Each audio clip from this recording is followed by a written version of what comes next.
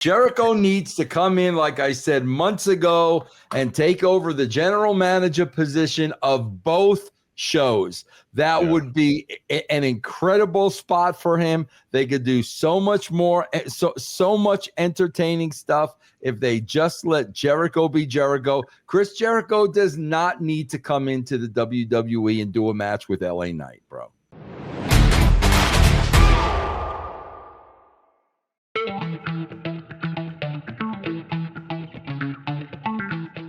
This is what we envisioned in January, okay? Yes, sir. It's happening here in September.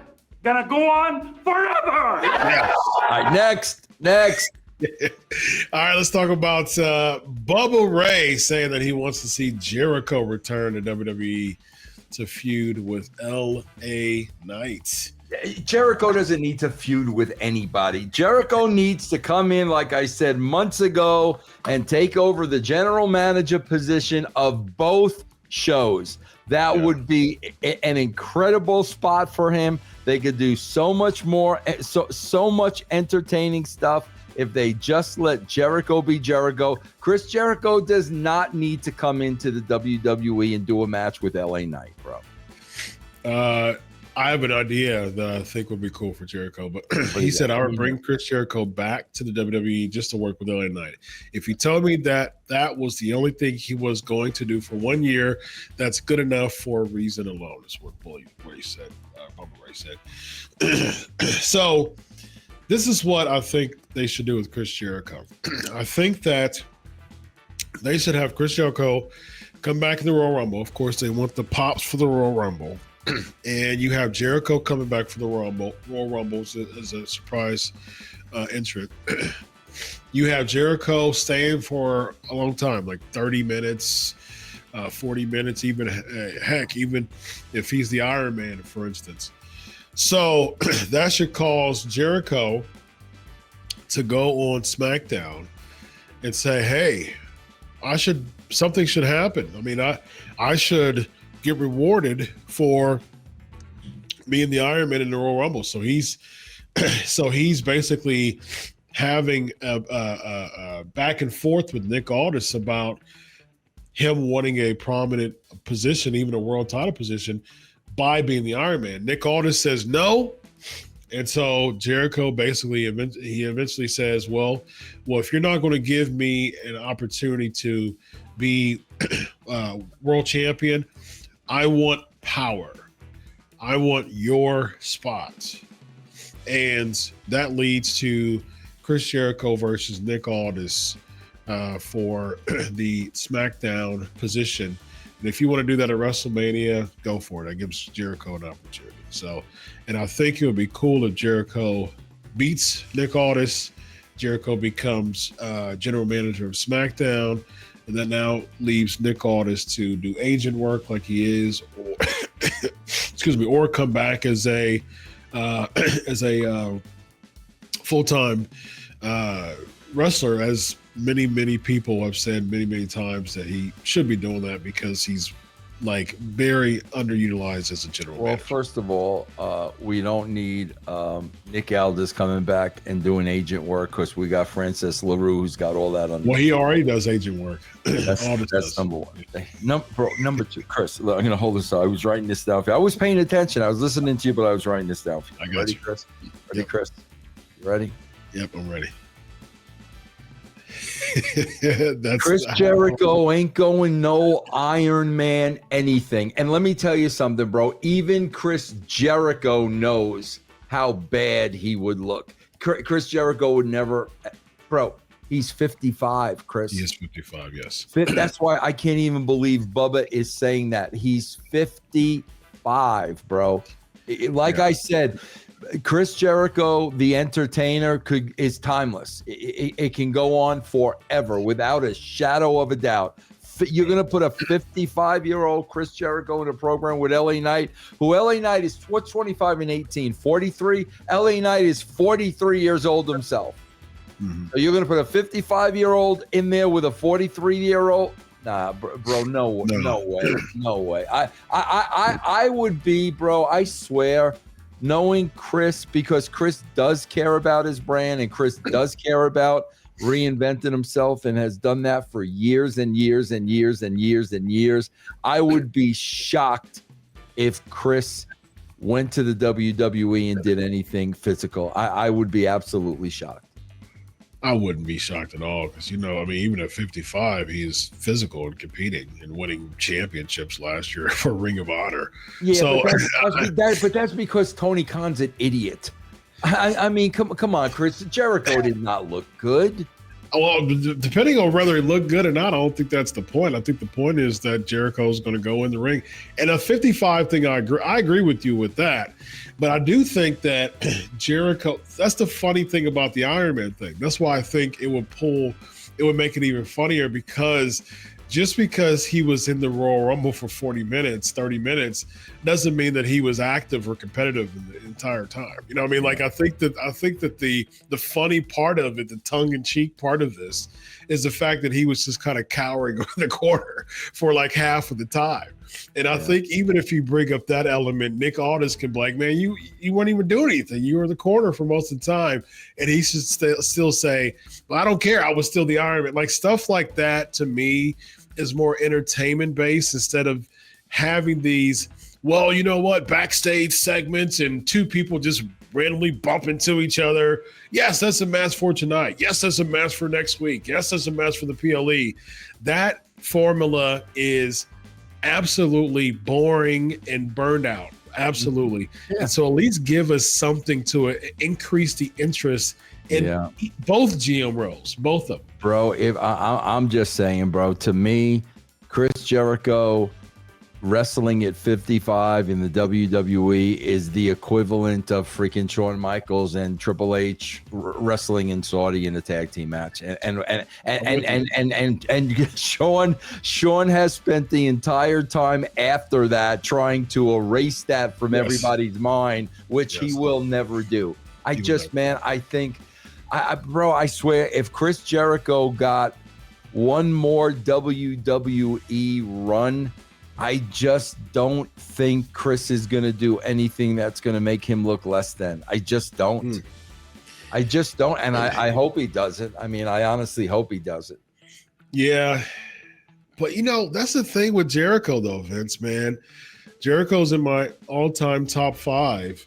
As you know, we've had this conversation. And I don't – one thing I despise about Chris Jericho's career is – that he just put people over that did not make sense, man. His thing throughout so much of his WWE career is that he would come oftentimes on the losing end of feuds. Yes, he would have a couple opportunities. I mean, I think he was Intercontinental champ 9 times. So he would have those moments, but they would be short-lived, and he would oftentimes put just the oddest people over for no reason. And a lot of that had to do with he was a WCW guy. He was a smaller guy. He had whatever with Triple H, and none of that has changed. Yeah, I mean that's here's the only thing that has changed, Chris. You want to see the only thing that has changed? What's that? 55. Yes, that's the only thing that has changed, bro. If they couldn't get it right with Jericho at 35, they get it right with Jericho at 55. And I agree. And that's you're do one of these gimmicks. Your camera's blurry. Boom. There you go. All back. Boom. So yeah, I'm with you. And I've said this before, man. I'm not interested in Chris Jericho returning at all to WWE. I'm not interested. What about if it was just for the straight roll? I don't Tell me why.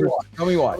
Because I honestly don't see any stock value. Is it because he's a white guy? Sure. Yes. Absolutely. Absolutely. No. Yes. Bro, hold on for a second. Yeah. Okay, take Pierce and take Aldis and replace that with Jericho. You don't see an enormous improvement by just doing that. Based on how WWE books weekly, absolutely not. Well, that's a good point.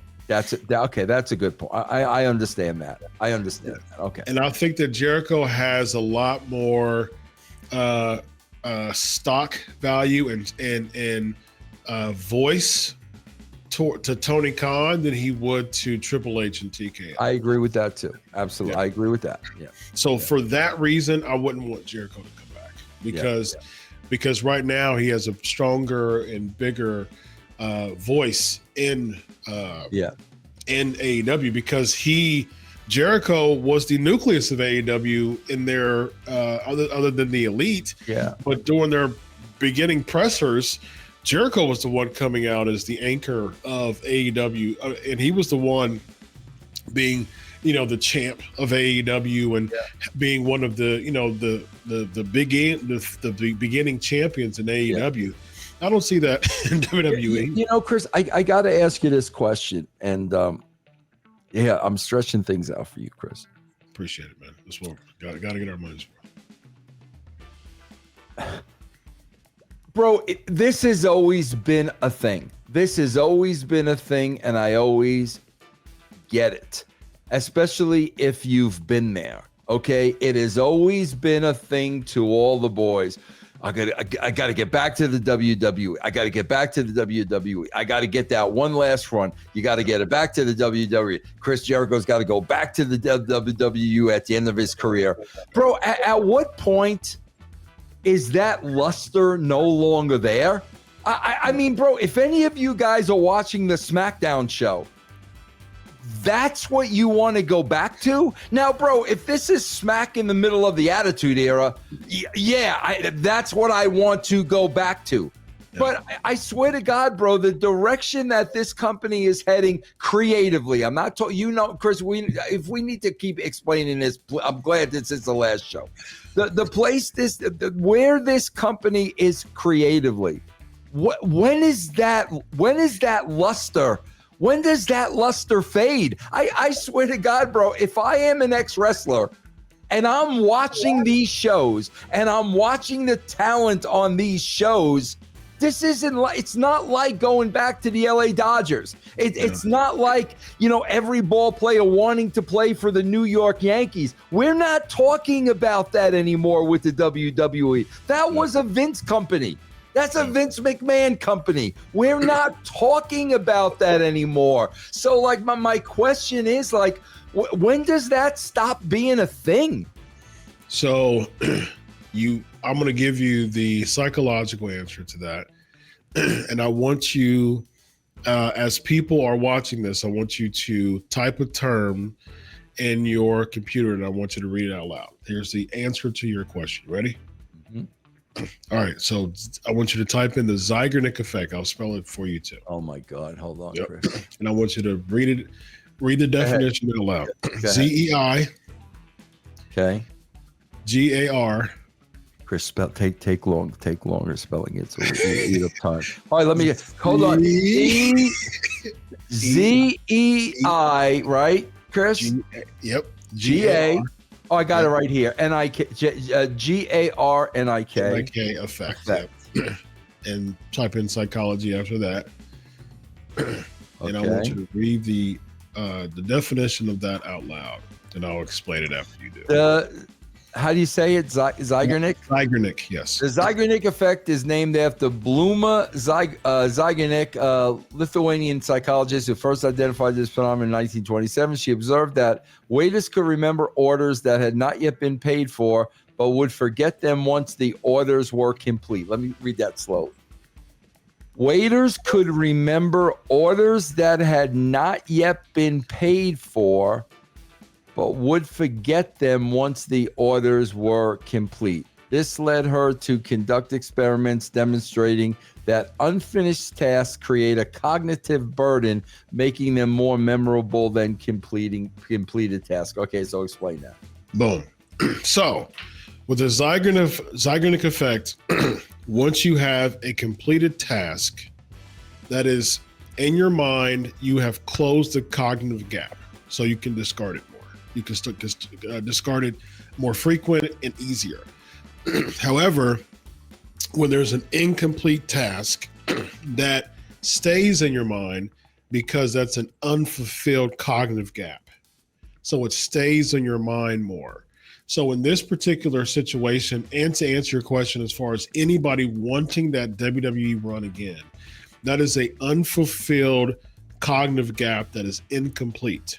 So the Zeigarnik effect basically says, because it's that one last moment of completing your career in the WWE, that's going to remain at the forefront of people's heads because it's an incomplete task. And so it's going to be easier for them to keep that at the forefront. God, see, that's amazing. And the cognitive gap is closed once it's completed. See, that's amazing, because if anybody should have that cognitive gap, it should be me.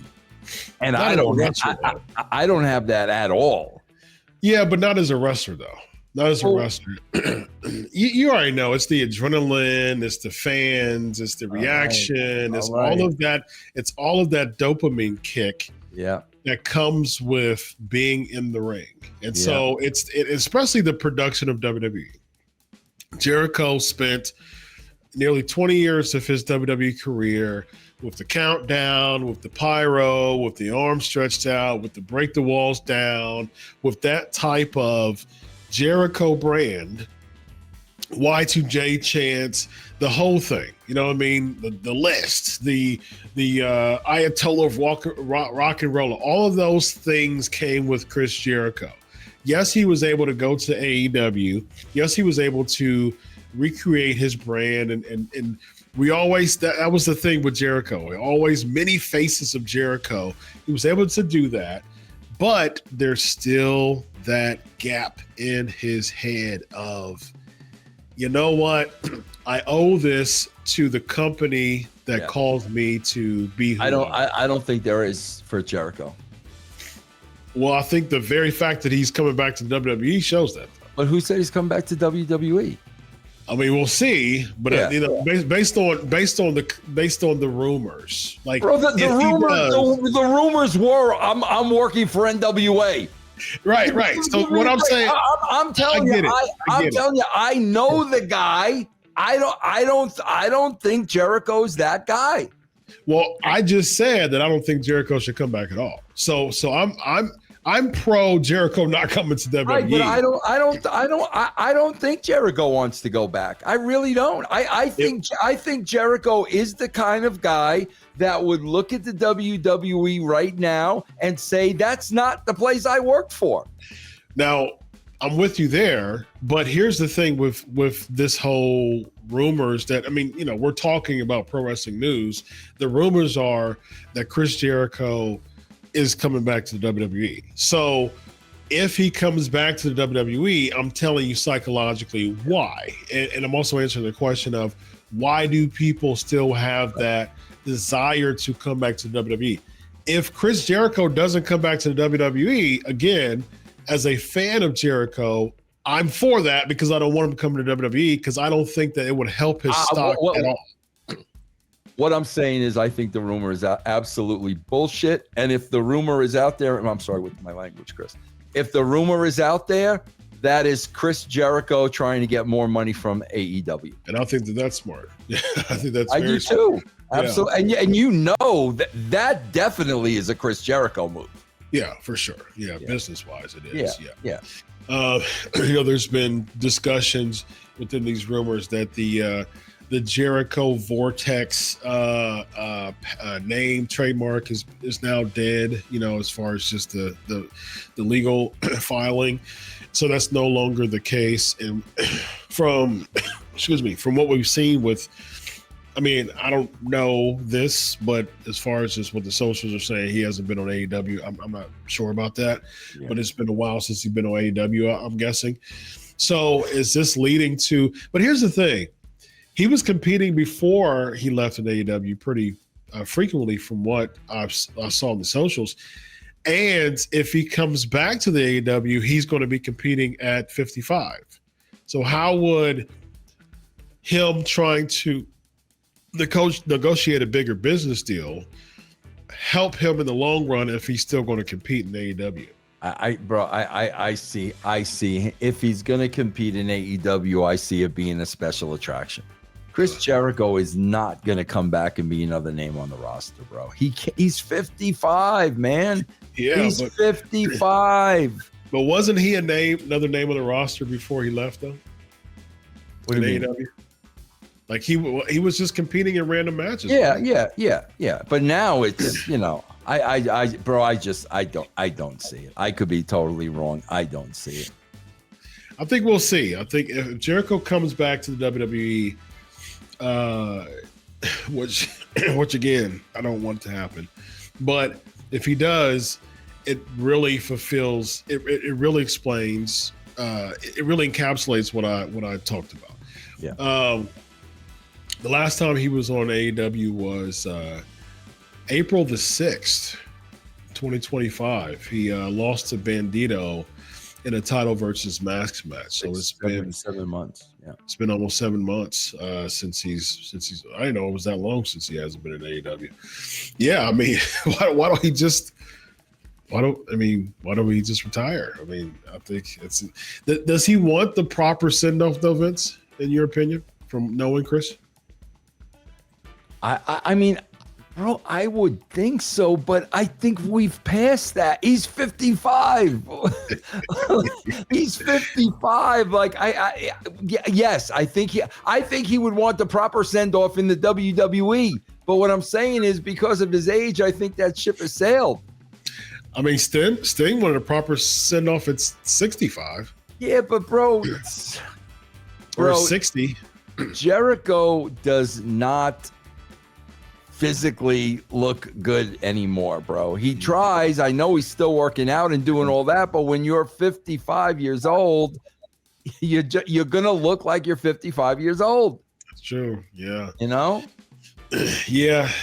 It seems like every wrestler wants their proper send-off, man. People announcing that they're going to retire. AJ Styles, recently saying that he's out in 2026 too, and almost 50. He's 48. So, I mean, it's interesting, and I want your take on this too. That let's do a fun little experiment here. Do you remember all the wrestlers on that WrestleMania 42 poster? I think so. All right. So let's talk. Let's figure out the ages of every single person in that poster. So starting with Cody Rhodes. Cody Rhodes is what? 40, 39, 40, something like that. Cody Rhodes. Was he born in? Yeah, 40. He turned 40 in June. Okay. All right. Who else was on there? Roman Reigns. Mm-hmm. All right, Roman Reigns. And there's a point to this. He's 40 as well. All right. And everybody else is older. Like Brock is older. Punk is older. I mean, Brock was born in 77, I think. So Brock is 48. Punk is 47. Who else is on there in the sitting down? Cody, Roman, Punk, Brock. I think that's it. No. Is that it? I think so. Then yeah. You got Heyman and Triple H. So the youngest person on that poker table was 40 years old. Yeah. That's an issue to me because that shows that your biggest event of the year is basically represented by by a group of people who's 40 and over. Yeah. You don't have a single person that's under 40 on that table. And Chris, I can tell you this. I swear to God, bro, I could tell you this. When I first saw that graphic, I mean, obviously the first thing to me was like, Triple H, are you freaking kidding me? Like, are you kidding? Like, that was the first thing to me. The second thing to me was, bro, honestly, and I'll tell you why. The second thing to me was, I'm looking at that poster, bro, I could care less about any of those guys on that poster. Why? Bro, there's not a story with a single one of them. Exactly. What is there to care about? There's no story. There's no intrigue. There's nothing of interest with all of them combined. And when I say that, bro, when I say I don't care about, I don't think that's their fault. I really don't think I would care about them if it was a movie I wanted to see. I would care about them. But when you look at them as a whole, I don't know why I care about any of these guys. I'm with you. I don't see any type of, and to me, it also shows that these are the people that we want to put on the poster because it's clear that we want to bring in casual fans. That's basically what I get from that. But the problem is you should bring in casual fans by making the generation before the 40-plus club relevant. Yeah. And you make them relevant by having stories and building characters.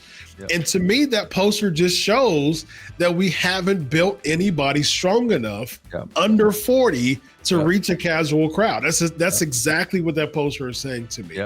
We could easily have a Braun Breaker on there, Bronson Reed, all this. But the problem is the reason why I don't see them being on there is because they haven't developed them enough to reach casual fans.